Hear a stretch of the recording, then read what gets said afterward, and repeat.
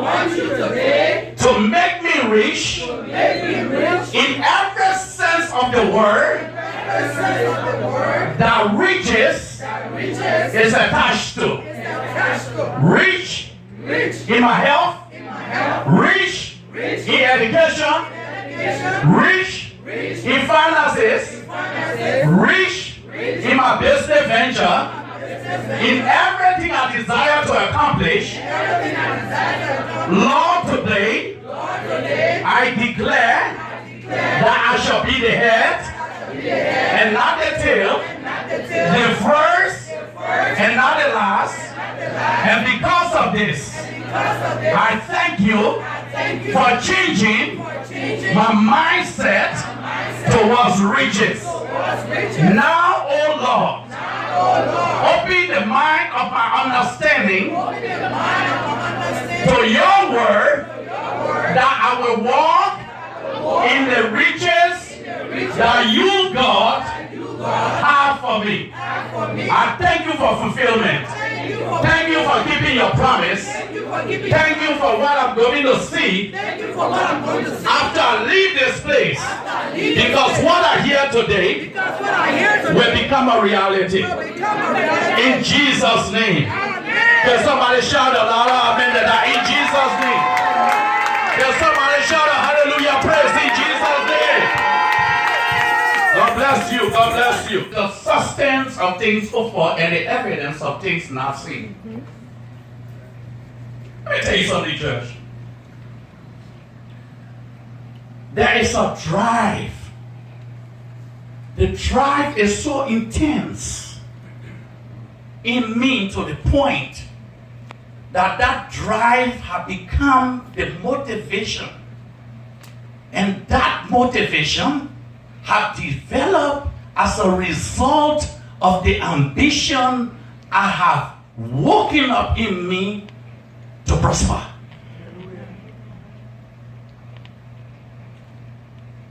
The word of God says, whatsoever thy hands find to do, according to the word, it will prosper. So if my hands are doing something, it is not prospering, then it means that I need to have a reflection. I need to go back to the plan, need to go back to the drawing board and see where I missed some steps in fulfillment. When I missed some steps in accomplishing what I desire to accomplish, you'll find out that if you go on Facebook, there is not less than 100 that you will see that have been following me since I started this drive of mind transformation. Why? Because there is a hunger out there that needs to be satisfied. And that's why the word is looking for. The word wants to hear something that will push them to purpose, that will push them to destiny, that will push them to fulfillment. Because if you leave from this life and you clock out and get to heaven without fulfillment, God will be disappointed. And so I've come to you this afternoon of the second part of this series, because this series from last Sunday, if you go on Facebook, you will find out. This series got, I think, about 1,200 viewers right now. On the first part, I preached part 1 on you have the power to effect change. And so this afternoon we have come to part 2 of you have the power. So I want you to speak to your own spirit, man. I want you to charge yourself and knock yourself. And you won't knock yourself how that level, you not me, so you can hold me responsible. I want you to knock yourself and reawaken that thing or reassure that thing that is within you and say, I have the power. Somebody speak. And I want you to get up from your position and find somebody else and say, you have the power. Go to 3 persons and say, you have the power to effect change. Oh, I want you to speak to somebody. You have the power to effect change. You have the power. You have the power. Somebody speak to somebody. You have the power to change. And so last Sunday we are looking at the power to effect change. Or if you want to go to the beginning of it, you should go and watch it. You have the power for part 1. We say most time we become so oblivious towards God. We lack the self-consciousness. The demand that we cannot provoke us to go after something greater, something powerful. And most time we don't desire to go any further because of the pressures and the situation that we are faced with, so we settle down for the second less. And we do not fulfill God's word in declaring, I give you power and dominion over everything upon the face of the earth. Whereas in essence, because of fear of failure, or fear of loss, or fear of not fulfilling fully what we desire to fulfill, we settle for the comfort that life throws at us. And so we come to a point of barely making it. We come to a point of going from one point to another. We come to a point where we hastily waiting for our check to get into our bank account because there is something that may go there and it needs to be met, or sometimes we find out that we have to work overtime in order to keep up with our expenditure because we lack the mental capacity to understand that it just takes discovery to get into your next season. Season comes as a result of information. The next season comes because of information. Information is very important and vital to destiny. That if you lack information, you find yourself in utter darkness. But if you are open to information, and you grasp that information, you find yourself in light. So darkness is referred to as ignorance, and light is referred to as knowledge. So that's why God says in Hosea 4:6, my people perish for lack of knowledge of me. In other words, they don't have knowledge and they don't know me. Because if we know God, not only will we pray, not only will we fast, we will enjoy the full benefit. Somebody say full benefit. We will enjoy the full benefit of God, and that benefit entails the physical and spiritual benefits. So there is no way you can be adopted sons and daughters of God and not enjoy His full benefit. It means that you are not doing something there to become a beneficiary of God's blessing.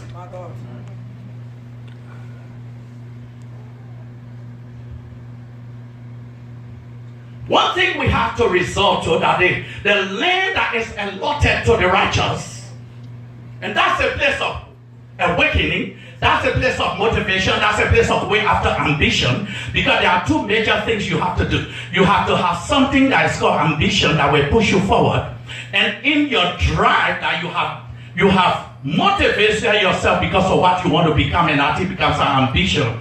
You have to go to the next step, that is expectancy. That means I have an ambition, and this is the drive, that this is why it's motivating me to fulfill it, and this ambition has expectancy attached to it. But the reason why I say that you find people settle down for anything else is because their ambition becomes low in the midst of life situation.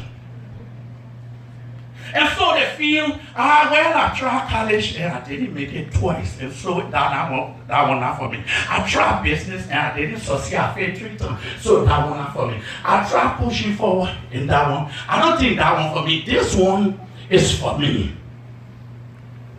And sometimes the reason why people feel and they have that low ambition or that low self-esteem is because somebody decided to tell you who you are. Oh, I want you listening to me. Somebody decided to tell you the qualities that is within you. Somebody decided to tell you the abilities that is in you, and one of the abilities is to tell you you cannot fulfill what you dream. And so for this reason, you settle for what somebody's view is. And as a result, you live in the mind. As long as I started this teaching, I've always said, do the best you can to not make somebody's negative reality or opinion of you your reality.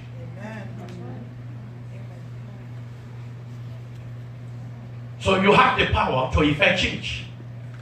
How can I get to the next level of life? What do I need to do? What is it I need to do? Every man has a spirit. Every man will understand that you, in the spirit, you are a body, and the spirit lives in the body, and you possess a soul.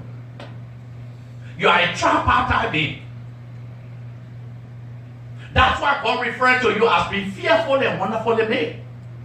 God did not speak you into existence. He took a time and made you, and He breathed into you breath, and you became a living soul. So you are not just anything foolish. You are peculiar. You are a holy priesthood. You are set aside. You have royalty in your DNA that gives you the power to live as king and priest and not as barely making it. That contradicts your father's nature. Yes, sir. Yes, sir. That contradicts who your father is, because if your father is a king, that means you must be walking in royalty. Hallelujah. Hallelujah. If your father is a king, that means when you appear, they should see a princess. Yes, anything less means you are not enjoying the full benefit of royalty, and it means that you are living outside of the palace. Yes, and to live outside the palace is a full denial of your rights. Yes. Oh, yes. My God.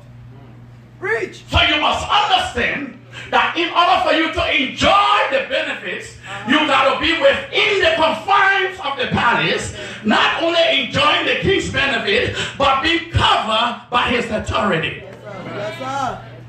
Because you see, when you are covered by his authority, whatever you speak, your father backs it. Amen. Amen. So you have the power. Somebody say, I have the power. You see, the greater thing is to speak something, and but the most important thing is to be able to go as a drive in fulfilling what you spoke. Yes. Oh, yes. Because most times it becomes just mere words. Speak. And so if we were saying that, most time, if you want to know how it becomes mere words, you will find out that on New Year Eve, on New Year Eve, coming to the New Year or the New Year, we make a lot of resolutions, and then in the end, we forgot what we said. That's it. Or in the end, we abandoned what we said, and we do not use it as a yardstick to be able to direct us, because what you are saying, this is what I resolved to do. Yes, sir. That's what is known as decision. Decisions. Praise God. But attached to decision is choice. Yes. That's it. That's it.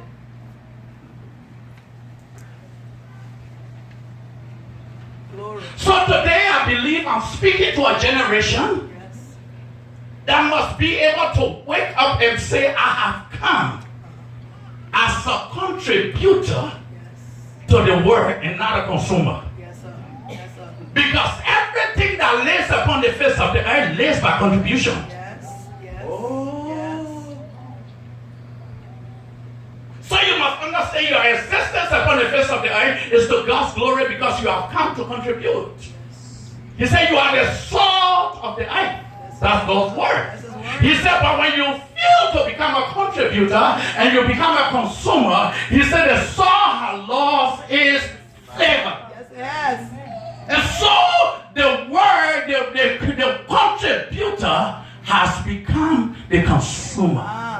And then instead to the word, you become a burden instead of your solution. Everybody that is sent upon the creation is sent as a solution. Yes, sir. Tell to your neighbor, say you are a solution to a problem. Solution to a That you got to know. There's a problem that is existing. That's why you are here. You don't just exist. You are a solution to a problem. You are a solution to that school that needs to be open for somebody to be educated. You are a solution to that refinery that will produce resources. You are a solution to that hospital that needs to be open for somebody to be healed. You are a solution to the bridge that's supposed to be built for people to walk in. You are a solution to raise up the foundation of many generations to walk in the breakthrough. You do not exist. You are a solution. Can I hear somebody shout amen? So you have the power. If I'm a solution and I'm not fulfilling what I need to fulfill as a solution, something is wrong. Yes. My God. Thank you.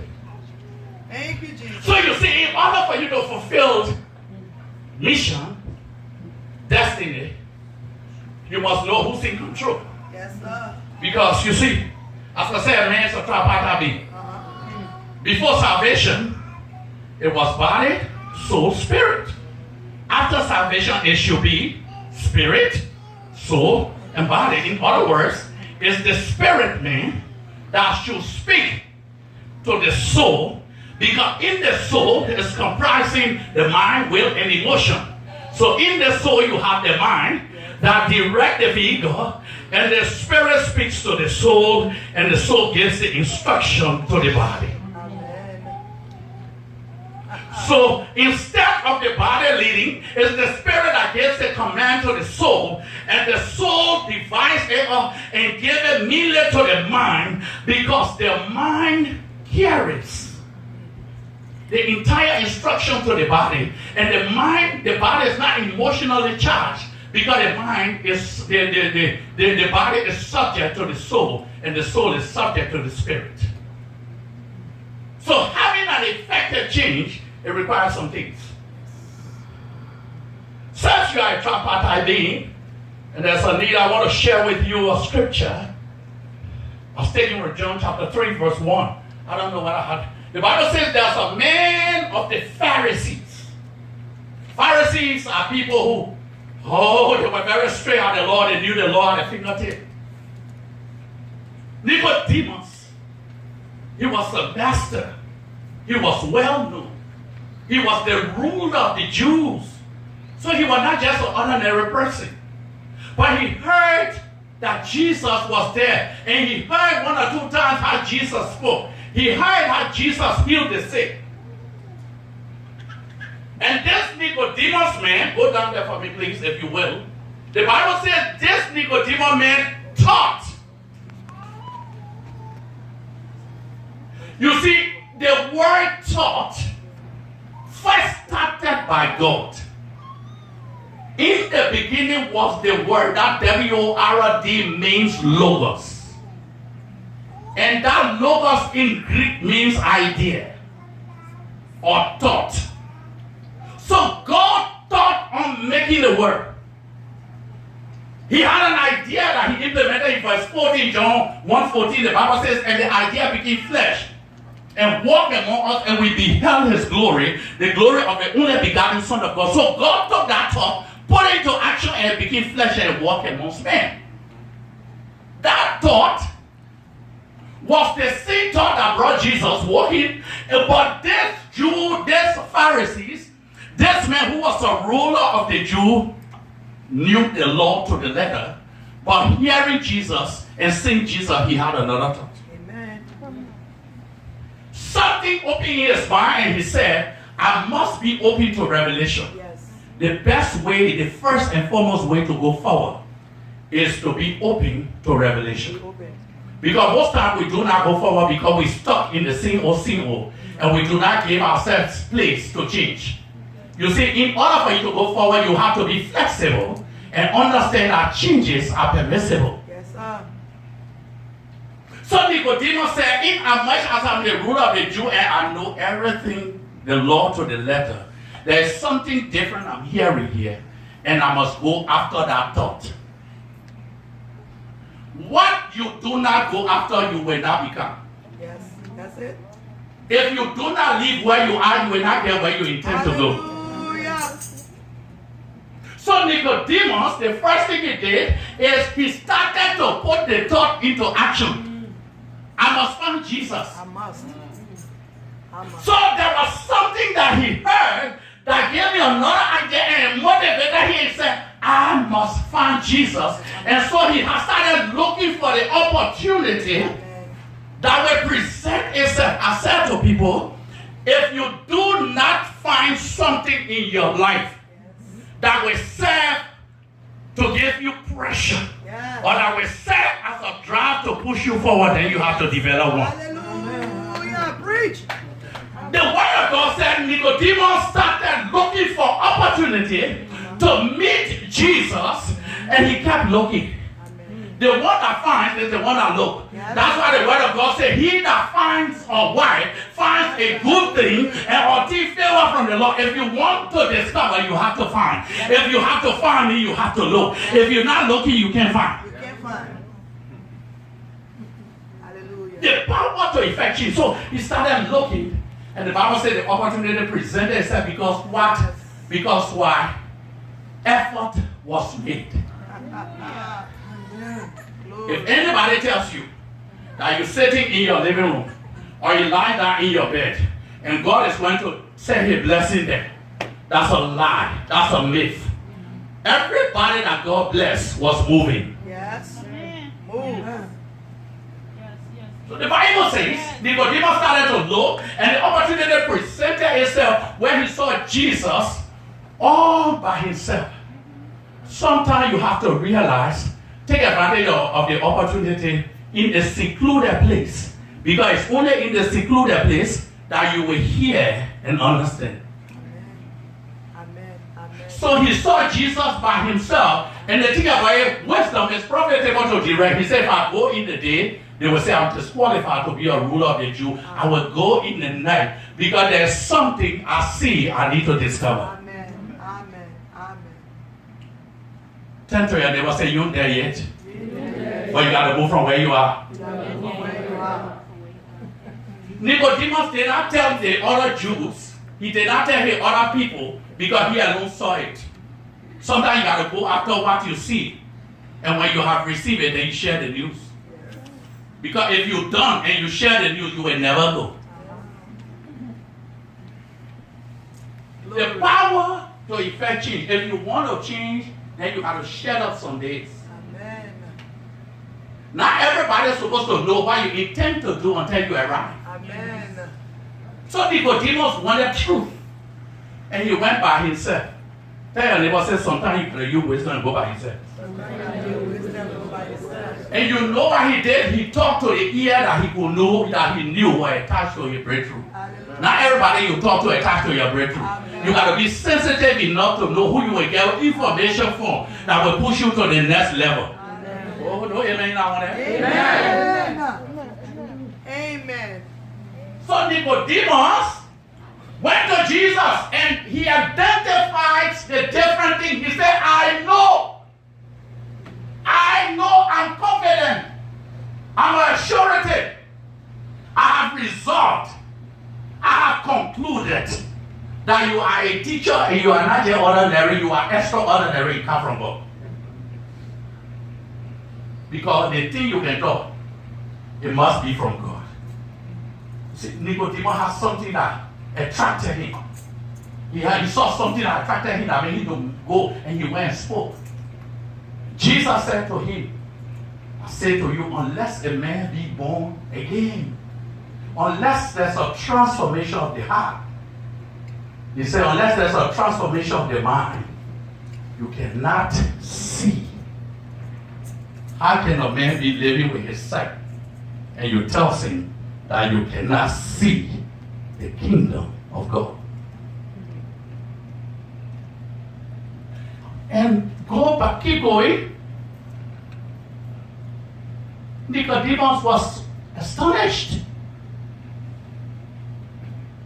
How can this take place? Is it a physical birth? Or go again? But Jesus said to him, keep going, son. Whoever in the boat. Jesus said, I say unto you, unless means it's conditional. Unless you be born of the water and of the Spirit.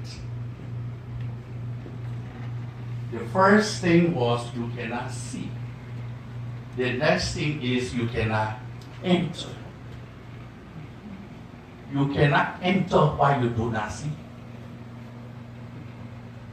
So Jesus was saying to him, the only way I can explain to you, unless you see, then you can enter.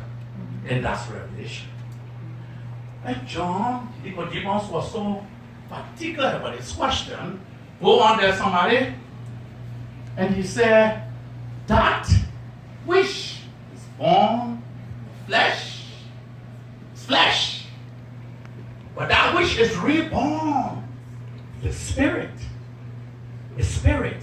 So the only way to be born of the Spirit is to change the picture in your mind. And so he said, that which is born of flesh is flesh. The thing what you are doing, the thing what you are thinking on ever since I think, still thinking on that was got the flesh. The one way I will show you you will become is something in your physical eye not possible, and that what I call it, that's what I call spirit. It's because what you will become is what you will see in the imagination of your mind. And knowing that with your physical sense it's impossible, but in the spirit it's not impossible. It's possible because you will see what you become. Whatever you sustain in the thoughts of your mind will show up in your future. Go down. Jesus said, are you surprised? I said, you must be born again. Go down. The wind knows where it's going. You cannot tell where it comes from, where it goes. So is we who is born of the Spirit.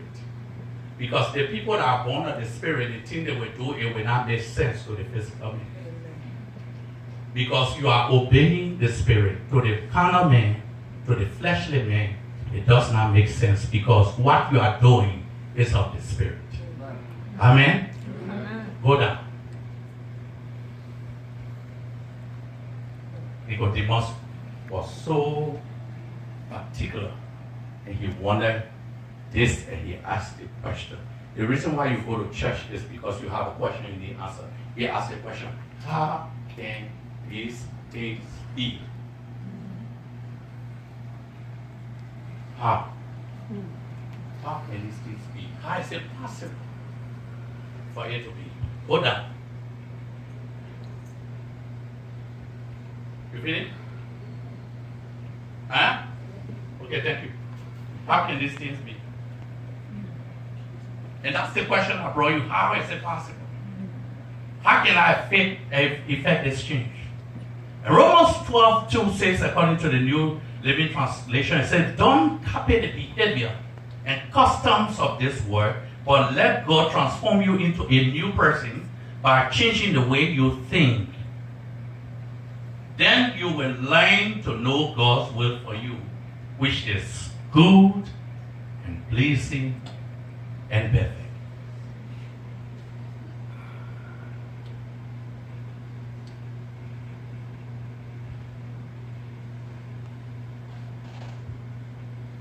I said there are two major realities in life.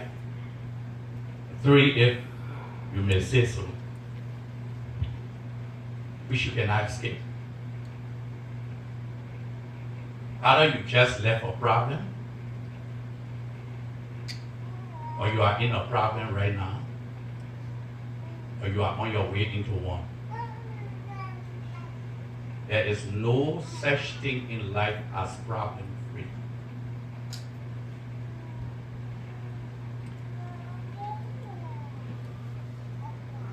To have a transformation, to have change, is just half of the way. What is so challenging is maintaining the progress you made while you are implementing change. Because most of the time, maintenance is where the issue is. We know how to have an emotional change, but in the midst of our changes, we have problem in maintaining the progress. And that's why the woman, the issue of blood had. She could be able to produce blood, but she could not sustain the blood. That's it.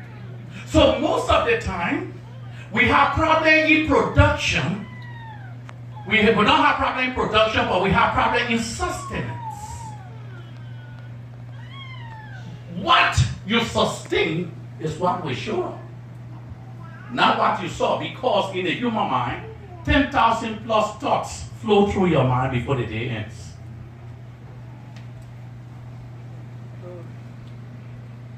Amen.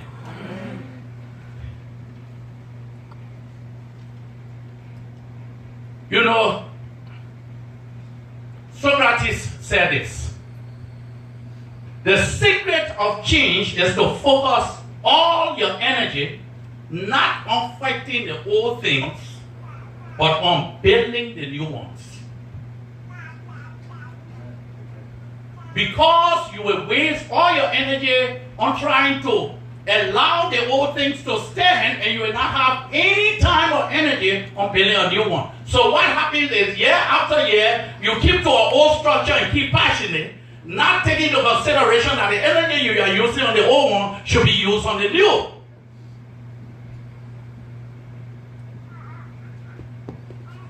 But in order for you to effect this positive change means you must first of all have a defining moment in your own life. Have a defining moment. And when you have had a defining moment, the first thing to do in the midst of the defining moment is, number one, is to take responsibility for your life. There are too many persons that are living and somebody else is responsible for their lives. So the first and foremost thing to do is to take responsibility for your life.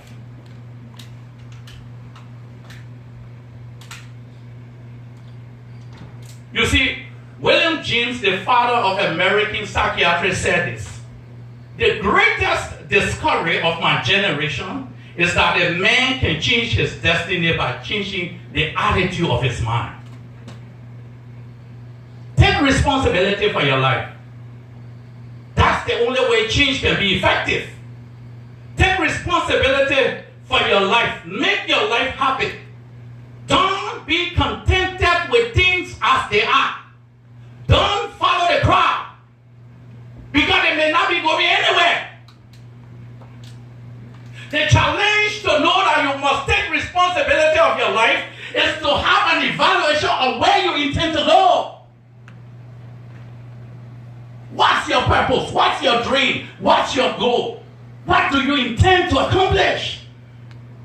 Have a reflection and take responsibility for your own life. You see, your situation is never permanent. It's what you make it. You can decide to make it permanent by not taking responsibility, or you can decide